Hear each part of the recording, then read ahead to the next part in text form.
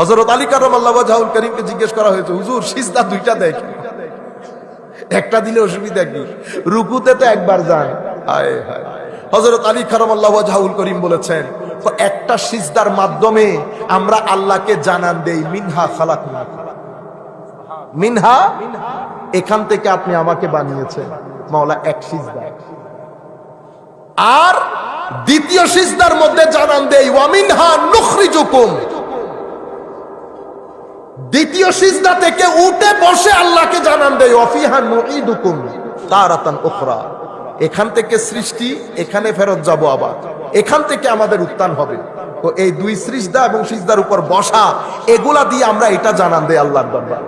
প্রথমে সিজদা দেই মিনহা খালাকনাকুম, এরপরে উঠে তাকাই তাকি সিজদার দিকে, জানান দেই ওয়া ফিহা নুঈদুকুম, আরেকটা সিজদা দিয়ে জানান দেই ওয়া মিনহা নুখরিজুকুম, এখান থেকে আমাদের উত্থান হবে। এই জন্য সিজদা দুইটা, মাঝখানে বৈঠক একটা, মাঝখানে বৈঠক একটা।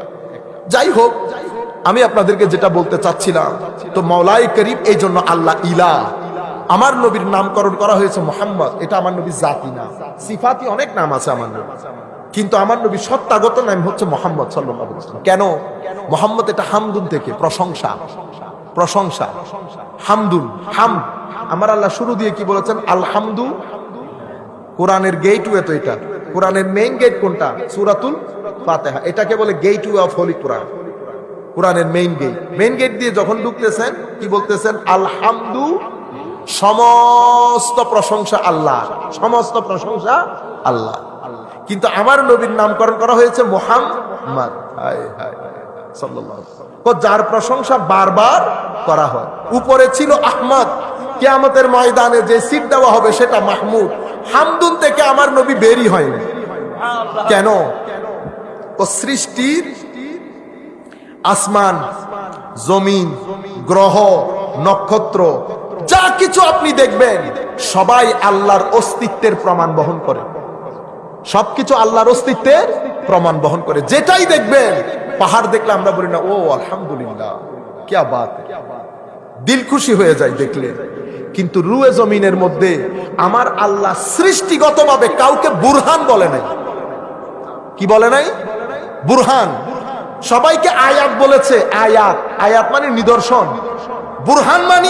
বুরহান মানি বলা হয় আউকাদুল আদিল্লা, মানি সমস্ত আয়াত, আল্লাহর সমস্ত নিদর্শন এক টেবিলে রাখবেন, আমার নবীকে আরেক টেবিলে রাখবেন, সবকিছু মিলে বুরহান হবে না।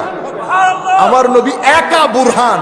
বুরহান মানি আউকাদুল আদিল্লা, আউকাদুল আদিল্লা মানি এমন একটা প্রমাণ যেটা আমার আল্লাহর অস্তিত্বের উপর সবচেয়ে বড় প্রমাণ।